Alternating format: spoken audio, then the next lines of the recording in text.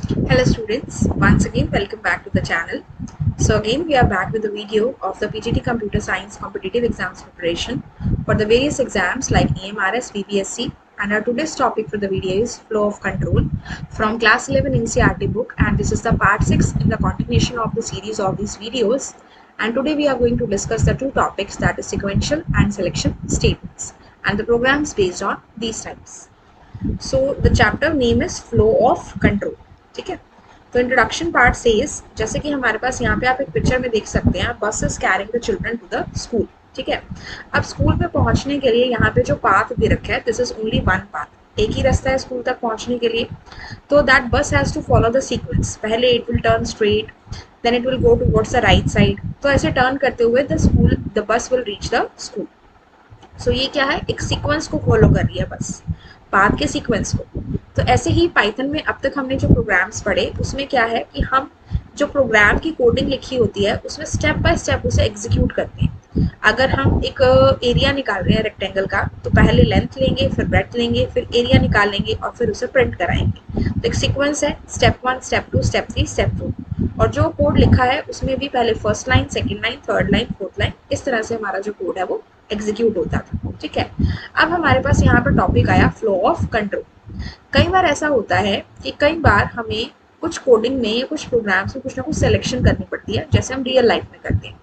तो सबसे पहले जो हमारे चैप्टर का नेम है फ्लो ऑफ कंट्रोल, उसका क्या मतलब है कि किस ऑर्डर में हमारे पाइथन के प्रोग्राम की जो स्टेटमेंट्स है वो एग्जीक्यूट हो रही है. That is known as flow of control. क्या वो एक सीक्वेंस में हो रही है, या कोई पर्टिकुलर कंडीशन के अकॉर्डिंग है, या किसी रिपीटेशन के अकॉर्डिंग हो रही है, that thing. So the order of execution of any program, किसी भी प्रोग्राम के order of execution, step of execution को हम क्या कहते हैं, फ्लो ऑफ कंट्रोल. इसे हम कंट्रोल स्ट्रक्चर से, दो टाइप के कंट्रोल स्ट्रक्चर से करते हैं. One is selection and second is repetition. ये दो से हम करते हैं. तो आज हम पढ़ने वाले हैं सिक्वेंशियल जो प्रोग्राम्स हम ऑलरेडी पढ़ चुके हैं, and some selection statement programs. तो सबसे पहले स्टूडेंट्स यहाँ पे देखिए, आपका प्रोग्राम है 6.1, program to print the difference of the two numbers. हमें दो नंबर का क्या कराना है, डिफरेंस कराना है. तो इसके लिए सबसे पहले हमें क्या चाहिए, we need two numbers. That is हमने यहाँ से num1 ले लिया, यूजर से इनपुट कराया, num2 लिया, फिर हमने उनका डिफरेंस कर दिया और जो भी आया वो हमने प्रिंट करा दिया. मान लीजिए फर्स्ट नंबर हमने 5 लिया, सेकेंड नंबर हमने 7 लिया, तो 5 - 7 क्या हो जाएगा, -2.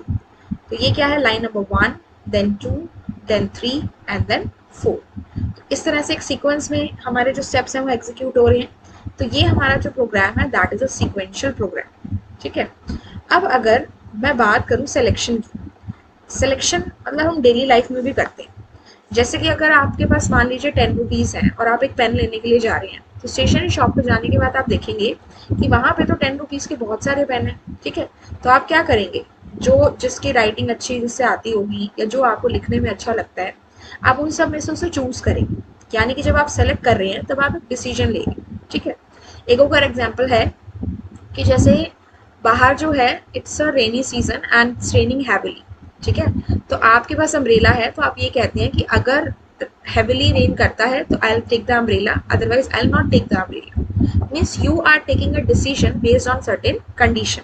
तो ऐसे ही हम पाइथन में जो प्रोग्राम्स करते हैं, हम उसके अंदर एक कंडीशन के बेस पर डिसीजन लेते हैं जो हमारे सिलेक्शन कैटेगरी के अंदर आता है. ठीक है, अब जैसे अभी आपने एक पिक्चर देखी थी, बस जो है वो स्कूल की तरफ जा रही है, एक ही बात है. लेकिन मान लीजिए 3 से 4 और पाथ होते, तो बस ये देखती, जो ड्राइवर है वो ये देखता कि कौन सा शॉर्टेस्ट पाथ है जहाँ से the students can reach the school. Decision लेता and that the person would have implemented that decision. ठीक है, तो हम अपनी रिक्वायरमेंट्स के अकॉर्डिंग उस पर्टिकुलर सिचुएशन को चूज करते हैं. अब पाइथन में जब भी हमें सिलेक्शन करनी होती है, that is done with the help of if else statement. ठीक है, इफ ऐसा होगा तो ये करेंगे, नहीं होगा तो ये करेंगे. ठीक है, अब मान लीजिए डिफरेंस ऑफ टू नंबर्स जो है वो, अगर मैं वहां से देखूँ 6.1 प्रोग्राम को, तो 5 - 7 -2 आया. लेकिन मान लीजिए मुझे हमेशा जो आंसर है अपना पॉजिटिव ही चाहिए, मुझे कुछ ना कुछ उसमें चेंजेस करने पड़ेंगे. तो अब हम आगे देखते हैं. ठीक है, तो देखिए अब सिंटेक्स करते हैं सबसे पहले इफ स्टेटमेंट. जब भी हमें कोई भी सिलेक्शन करनी होती है तो सबसे छोटी चीज जो हम पाइथन के प्रोग्राम में कर सकते हैं, that is we can make use of the if statement. If, then we give the condition. If the condition is true, the statement corresponding to it will be executed. ठीक है। For example vote करने की जो as है that is 18। अगर user ने as greater then 18 या 18 enter करी है तो person is eligible to vote, लेकिन अगर उससे कम है तो person is not eligible to vote. तो हमने क्या किया, यूजर से एज को इनपुट कराया, चेक किया if age is greater than equal to 18 eligible to vote. ठीक है, इस प्रोग्राम को हम एक बार प्रैक्टिकली करके देखते हैं। हमने कहा age is equal to int input enter the age. अब जब हम यूजर से यहाँ पे एज को एंटर करा रहे हैं, ठीक है, in this case it says enter the age, suppose I say 24. Now it says if age greater than or equal to 18, तो उस केस में क्या होगा, हम क्या प्रिंट कराएंगे, eligible to vote, the person is eligible to vote. ठीक है, तो हमारे पास क्या आउटपुट आया यहाँ से, eligible to vote because 24 is greater than equal to 18। अब अगर मैं यहाँ से एक और स्टेटमेंट लूँ and then I just write this, copy and paste this, ये करा, अब मैंने यहाँ पे एज डाल दी सपोज 15। ठीक है, और ये कंडीशन हमने वापस से डाल दी, if age greater than equal to 18 then it should print eligible to vote. ठीक है, लेकिन अब मेरे पास क्या हुआ, आउटपुट में कुछ नहीं आया, because now my age was less than 18, so it will not give me any output if my condition is false. लेकिन अगर मुझे ये चाहिए हो कि अगर मेरी जो एज है which is not less than 18, अगर वो लेस देन 18 है तो उस केस में भी कुछ प्रिंट हो, तो उसके लिए हमारे पास जो नेक्स्ट सिलेक्शन के लिए लूप आता है दैट इज इफ एल्स। ठीक है, तो इसमें क्या होता है, दो ऑल्टरनेटिव पाथ होते हैं, ट्रू होगी तो ये होगा, फॉल्स होगा तो ये होगा। तो पहली कंडीशन दी ट्रू है तो ये स्टेटमेंट एग्जीक्यूट होगी, नहीं है तो आपकी क्या स्टेटमेंट एग्जीक्यूट होगी, सेकेंड वन। जैसे कि अगर हम एज की बात करें तो यहाँ पे अगर हम कह दें कि अगर age greater than equal to 18 है तो क्या प्रिंट हो, एलिजिबल टू वोट, और अगर नहीं है तो उस केस में क्या प्रिंट हो, नॉट एलिजिबल टू वोट। तो इस केस में आप प्रोग्राम में क्या करा सकते हैं, आप एल्स पार्ट दे सकते हैं। हमने दिया एल्स, ओके, यहाँ से हमने क्या किया, again we need to just copy the code and enter the age, suppose I entered as again 15, okay, sorry, enter the age, we entered the age as 15, then it says if age greater than equal to 18 it should print eligible to vote। ठीक है, और else में हम लिखवाएंगे else print not eligible। So what will happen, now my age is less than 18, so it will give me the answer as only not eligible। ठीक है, तो यानी कि अगर 18 या इसके इक्वल होती, 18 के इक्वल या उससे ज़्यादा होती तो एलिजिबल टू वोट प्रिंट होता, और अगर उससे कम है तो what will be printed, not eligible. So that is the case with the if and else statement. ठीक है, अब यहाँ पे देखिए आप, जो हमारा num1 और num2 के डिफरेंस वाला प्रोग्राम है, ठीक है, अब इसमें हमने क्या किया, वी वांट कि जब भी हमारा आंसर आए उसमें हमारा आंसर पॉजिटिव ही आना चाहिए। लेकिन ऐसा भी हो सकता है कि पहला नंबर छोटा हो और बड़ा नंबर, दूसरा नंबर बड़ा हो, तो जब भी उनका डिफरेंस होगा तो नेगेटिव ही आएगा। लेकिन अगर हमें हमेशा पॉजिटिव फॉर्म में आंसर चाहिए तो हमें क्या करना पड़ेगा, चेक करना पड़ेगा कि दोनों में से कौन सा नंबर बड़ा है। तो यूजर से हमने नंबर 1 लिया और नंबर 2 लिया, मान लीजिए मैंने नंबर ले लिया 5 और यहाँ ले लिया 7। अब मैं चेक करूंगी if num1 is greater then num2, क्या मेरा 5 ग्रेटर देन 7 है, नहीं, तो मेरी ये स्टेटमेंट एग्जीक्यूट नहीं होगी। एल्स क्या होगी, num2 माइनस num1, यानी कि 7 में से 5 माइनस होकर आंसर क्या आएगा आपका, 2 आएगा। ठीक है, तो पॉजिटिव आंसर आया हमारा। ठीक है, अब नंबर्स को चेंज कर लेते हैं, मान लीजिए पहला नंबर मेरा 6 है और दूसरा नंबर मेरा 2 है। ठीक है, तो ये चेक करेगा क्या num1 बड़ा है num2 से, 6 is greater then 2, yes 6 is greater than 2, so what it will do, num1 minus num2, that is 6 minus 2 which is equal to 4। so this way we will get a positive answer every time। ठीक है, तो यहाँ हमने क्या किया, जो एक sequence में प्रोग्राम जा रहा था, यहाँ पे अगर हम नॉर्मल प्रोग्राम को करते तो सिर्फ ये लाइन आती, ठीक है, और फिर प्रिंट स्टेटमेंट आती, लेकिन हमने उस सिक्वेंशियल प्रोग्राम में कंडीशन लगा दी using the if statement and the else statement. तो अब ये हमारा प्रोग्राम जो है वो सिलेक्शन स्टेटमेंट्स वाला प्रोग्राम बन चुका है। ठीक है, so this is how we have to do this. अब इसमें एक और हो जाता है कि कई बार हमारी कंडीशंस एक से ज़्यादा होती हैं। इसमें तो 2 ही कंडीशन थी, लेकिन कई बार कंडीशन हमारी 2 से या 1 से ज़्यादा हो जाती है। तो उस केस में इफ़ और एल्स के साथ साथ उनके बीच में क्या आ जाता है, एलिफ। इफ़ और एल्स आपके एक ही होंगे, लेकिन एलिफ कितने भी हो सकते हैं। ठीक है, जैसे आप यहाँ देख रहे हैं, यहाँ 2 एलिफ हैं, आप इसमें 3, 4, 5, 6, 10, 100 कितने भी डाल सकते हैं। ठीक है, अब जैसे मान लीजिए मुझे चेक करना है कि कोई भी नंबर पॉजिटिव है, नेगेटिव है या फिर जीरो है। सबसे पहले यूजर से नंबर को एंटर कराया, अगर ग्रेटर देन जीरो है नंबर इज पॉजिटिव, अगर वो लेस देन जीरो है तो नंबर इज नेगेटिव, और अगर ऐसा नहीं है तो थर्ड केस क्या होगा कि नंबर क्या है, जीरो है। तो इस केस में हमारे पास 3 कंडीशन है ना, या तो पॉजिटिव या नेगेटिव या जीरो। तो इस केस में हम सिर्फ इफ और एल्स यूज कर नहीं सकते, क्योंकि जो पॉजिटिव होगा वो नेगेटिव नहीं होगा, जो नेगेटिव होगा वो पॉजिटिव नहीं होगा, लेकिन कोई ऐसा भी तो होगा ना जो जीरो होगा, ना वो पॉजिटिव हो ना वो नेगेटिव। तो यहाँ पे हमारी एक कंडीशन बढ़ गई, इसलिए हमने एक एलिफ इफ और एल्स के बीच में लगाया। ठीक है, next is display the appropriate message as per the colour of the signal at the crossing.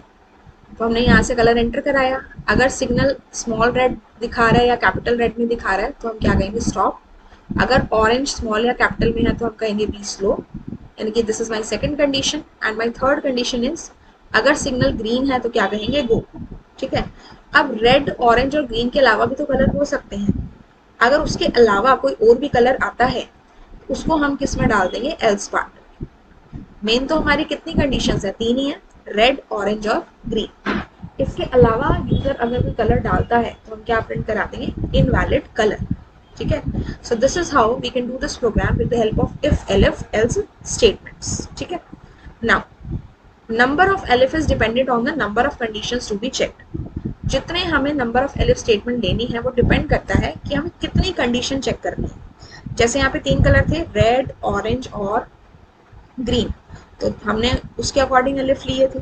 ठीक है, अगर हमारी, देखो इफ एलिफ कैसे काम करता है, अगर हमारी फर्स्ट कंडीशन, जैसे मान लीजिए मैंने यहाँ पे कलर दे दिया रेड, फर्स्ट कंडीशन ट्रू हो गई तो क्या प्रिंट होगा, स्टॉप। और प्रोग्राम यहीं पर टर्मिनेट हो जाएगा, आगे जाएगा ही।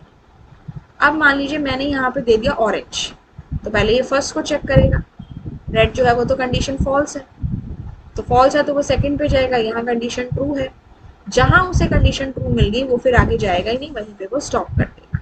ठीक है, और अगर मान लीजिए इफ, एलिफ, एलिफ में किसी में भी कंडीशन ट्रू नहीं मिली तो क्या पार्ट एग्जीक्यूट होगा आपका, एल्स पार्ट। ठीक है, एल्स पार्ट एग्जीक्यूट। ठीक है ना, देखो इसको हम यहाँ पे करते हैं with the help of a programme.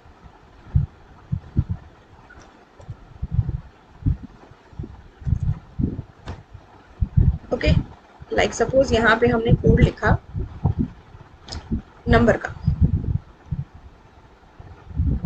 Signal कर देते हैं, signal equals to input enter the signal.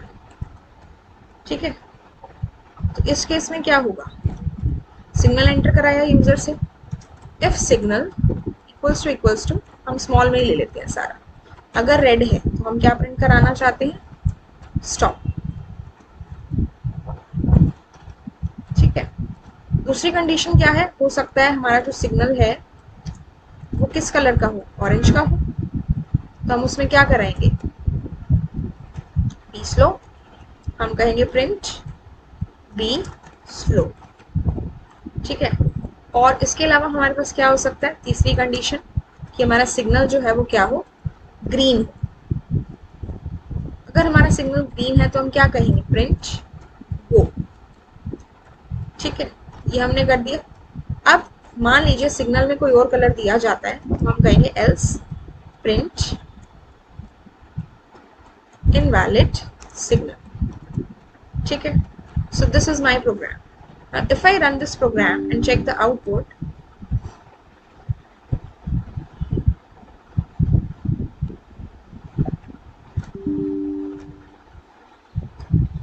equals to will come here and here also. Now suppose I say enter the signal, हमने कहा orange, तो what will be my answer, be slow. ठीक है, अब मैं यहाँ से सपोज करती हूँ ग्रीन, एंटर द सिग्नल हमने कहा ग्रीन, तो इसने कहा गो। अब मान लीजिए मैंने यहाँ पे किया रेड, तो जैसे ही रेड वाली स्टेटमेंट एग्जीक्यूट हुई स्टॉप वाली, तो आगे तो ये चला ही नहीं, और जब ऑरेंज वाली हुई तो ये ग्रीन पे गया नहीं, और जब ग्रीन वाली गई हुई तो उससे आगे गया नहीं। मान लीजिए मैंने जो इनपुट दिया ना वो रेड दिया, ना वो ऑरेंज दिया, ना वो ग्रीन दिया, हमने कुछ और ही कलर दे दिया। सपोज हमने दे दिया ब्राउन, तो ब्राउन का तो कोई हमने कंडीशन ली ही नहीं है, तो इस केस में क्या कह देगा आपको, इनवैलिड सिग्नल। यानी कि जब तक हमारी जब जब कंडीशन ट्रू होती है उसके नीचे की जो स्टेटमेंट होती है वो एग्जीक्यूट होती है, लेकिन अगर कोई भी कंडीशन हमारी सेटिस्फाई नहीं कर रही है तो what will be executed, else part will be executed. ठीक है, लेकिन जहां कंडीशन ट्रू हो गई वो प्रिंट स्टेटमेंट एग्जीक्यूट हो गई, उससे आगे वो चेक नहीं करेगी। ठीक है, so this is how that is done. ठीक है, नाउ एक इन्होंने प्रोग्राम दिया to accept the two number from the user, फिर यूजर से कोई भी ऑपरेटर लो, अगर user plus minus multiply divide के अलावा कोई भी ऑपरेटर देता है तो एरर मैसेज डिस्प्ले करो। तो ऑफकोर्स ये किस में जाएगा, एल्स पार्ट में। और अगर माइनस ऑपरेटर देता है तो हमें सिर्फ पॉजिटिव डिफरेंस चाहिए। ठीक है, नाउ और एक और कंडीशन ये है कि सेकंड नंबर जो है वो आपका डिवीजन के केस में जीरो नहीं होना चाहिए। ठीक है, तो ये प्रोग्राम देखो क्या है, सबसे पहले हमने यूजर से दो वैल्यूज ली, वैल्यू 1 एंड वैल्यू 2। फिर हमने यूजर से क्या लिया, ऑपरेटर लिया। ऑपरेटर सिर्फ इन चारों में से होना चाहिए, प्लस माइनस मल्टीप्लाई डिवाइड। अगर ऑपरेटर प्लस है तो दोनों वैल्यूज क्या हो जाए, ऐड हो जाए। माइनस है तो इसमें से माइनस करना है, लेकिन उसने ये कंडीशन भी दी कि आपका जो डिफरेंस है वो पॉजिटिव आना चाहिए। तो चेक करना पड़ेगा दोनों में से कौन सा नंबर बड़ा है, जो बड़ा होगा उसी में से छोटा माइनस करेंगे तो ही हमारा पॉजिटिव डिफरेंस आएगा। ठीक है, तो ये आपने किया। फिर है अगर ऑपरेटर हमारा मल्टीप्लिकेशन है तो दोनों को हमने क्या कर दिया, मल्टीप्लाई। और अगर डिवीजन है तो उसके लिए भी चेक करना पड़ेगा कि सेकंड वैल्यू जीरो तो नहीं है। अगर जीरो है तो हम कहेंगे division by zero is not allowed, और अगर नहीं है तो हम दोनों को डिवाइड करा देंगे। अब ये जो एल्स है कब आ रहा है, अगर यूजर ने जो इनपुट दिया ऑपरेटर, ना वो प्लस है, ना वो माइनस है, ना वो मल्टीप्लाई है, ना वो डिवाइड है, उस केस में प्रिंट होगा रॉन्ग इनपुट, प्रोग्राम टर्मिनेट। ठीक है, लेकिन अगर प्लस माइनस मल्टीप्लाई डिवाइड में से कोई ऑपरेटर यूजर दे रहा है तो जहां कंडीशन मैच करेगी उसके according it will calculate the result. ठीक है, और लास्ट में आपको रिजल्ट शो कर देगा। ठीक है, so this is how the selection is done. सबसे पहले हुई इफ से, देन हुई इफ एल्स से, देन आपका हुआ इफ एलिफ एल्स। अब इफ और एल्स के बीच में बहुत सारे एलिफ भी आ सकते हैं। ठीक है, ऐसे ही आपका नेस्टेड इफ एल्स होता है। नेस्टेड इफ एल्स का मतलब हुआ कि जैसे कि हमारा ये पार्ट है, ये क्वेश्चन है हमारा, इसमें अगर मैं एक इफ के अंदर इफ एल्स और लगा दूं इस तरह से, इफ कंडीशन दे दी, फिर इसके अंदर कोई स्टेटमेंट दे दी, फिर इसमें एल्स डाला, और फिर उसके नीचे और स्टेटमेंट दे दी। ठीक है, ऐसे ही या फिर एल्स पार्ट में आप इफ एल्स डालें तो that will be called as nested if else. यानी कि ऑलरेडी जो इफ एल्स स्टेटमेंट है उसमें अगर इफ पार्ट में इफ एल्स जाए, एल्स में इफ एल्स जाए, या दोनों में इफ एल्स जाए, that will be called as nested if else. ठीक है, अब हमारा ये जो टॉपिक है दैट इज इंडेंटेशन। अब इंडेंटेशन क्या होती है, ये जो आप यहाँ पे देख रहे हो दिस गैप, अगर मैं इसको यहाँ से हटा दूँ तो ये जो आप गैप देख रहे हैं प्रिंट से पहले यहाँ पे this one this gap is known as indentation. अब इंडेंटेशन क्या होता है, the statements within a block are put inside the curly brackets in the other languages. जब भी हमें ग्रुप ऑफ स्टेटमेंट्स इकट्ठा दिखाना होता है तो दूसरे लैंग्वेजेस में हम उन स्टेटमेंट्स को किस में रखते हैं, हम उन स्टेटमेंट्स को कर्ली ब्रेसेस में डालते हैं इस तरह से कि ये लाइन, ये लाइन, ये लाइन, ये हमारे किस में है, कर्ली ब्रेसेस में है, तो ग्रुप ऑफ स्टेटमेंट। ठीक है, लेकिन पाइथन में ये सारा काम कर्ली ब्रेसेस के बजाय कौन करता है, it is done by the indentation. जो हमारे वाइट स्पेसेस होते हैं स्टार्टिंग वाले, और जो टैब्स होते हैं स्टार्टिंग वाला जो गैप होता है, इसे हम इंडेंटेशन कहते हैं। और अगर किसी भी प्रोग्राम में सेम लेवल ऑफ इंडेंटेशन है, इसका मतलब वो एक ही ब्लॉक है, एक ही ब्लॉक का पार्ट है। ठीक है, और पाइथन में इंडेंटेशन ही मेन होती है। अगर थोड़ी सी भी इधर उधर आपकी इंडेंटेशन हो गई तो आपके प्रोग्राम के आउटपुट भी चेंज हो सकता है, and sometimes it can cause errors also. ठीक है, so that is how indentation is, we just read the indentation. जैसे कि यहाँ पे हमें दो नंबर से लार्जर नंबर फाइंड आउट करना है, तो 1 इज 5, सेकेंड इज 6। हमने कहा कि अगर 5 1 ग्रेटर देन है 2 से, यानी कि number 1 is greater than number 2. Number 1 is 5 and number 2 is 6. अगर ये ग्रेटर देन होता तो हम कहते first number is larger by, लेकिन ये कंडीशन तो हमारी क्या हो गई, फॉल्स हो गई. तो जब इफ फॉल्स होता है तो हम कहाँ पहुंचते हैं, एलिफ होता है तो उस पर जाते हैं. अगर सिर्फ इफ और एल्स हो और इफ वाली कंडीशन ट्रू नहीं है तो हम एल्स पे जाएंगे. तो क्या प्रिंट होगा हमारा, second number is larger by by. ठीक है, तो ये आपके सामने इसका आउटपुट आया. अब बात हो रही है यहाँ पे इंडेंटेशन की. तो जब हम बात इंडेंटेशन की कर रहे हैं तो आप यहाँ पे देखो, ये जो पी है ये सारे एक लेवल पे है, एक ही लाइन में है, आगे पीछे नहीं है. अगर कुछ भी ऐसा होता तो हमारे पास क्या आ जाता है, इंडेंटेशन एरर आ जाता. ठीक है, so this is how indentation is done. ठीक है, यहाँ पे देखिए प्रोग्राम में अगर मैं यहाँ से यहाँ पे पी देखो, ये प्रिंट का P, this one and this one एक ही लेवल पे हैं सारे. हल्का सा हम इसमें इंडेंटेशन को चेंज कर देते हैं. अब इसको रन करते हैं. ऑल्दो ये आपको आउटपुट इस तरह से दे देगा, ठीक है, लेकिन जहाँ पे आपकी इंडेंटेशन प्रॉपर नहीं होती, अगर मैं इसको ऐसे कर दूँ इस तरह से, now here also it is giving me the output, तो इट इज सेइंग स्टॉप. लेकिन कई बार क्या होता है कि अगर मेरी इंडेंटेशन एक लेवल में नहीं होती तो वहां पे हमारे पास क्या आ जाता है, एरर आ जाता है. ठीक है, देखिए हमने यहाँ पे कोई गैप नहीं दिया, तो it is showing me expected and indented block after elif statement. जब भी आप इफ एलिफ एल्स लिखते हैं तो थोड़ा बहुत गैप आपको वहां पे देना होता है.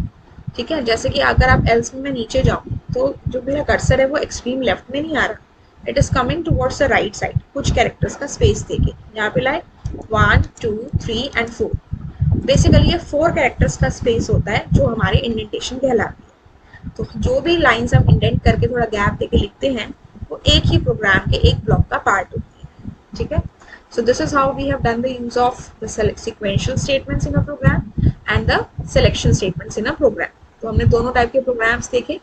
नेक्स्ट क्लास में हम रिपीटिशन से पढ़ेंगे, जिसमें हम फॉर और व्हाइल लूप के बारे में पढ़ेंगे. ठीक है students, so with this we have concluded this video and the concepts in the video. In case still any doubt is there, you can ask me in the comment section.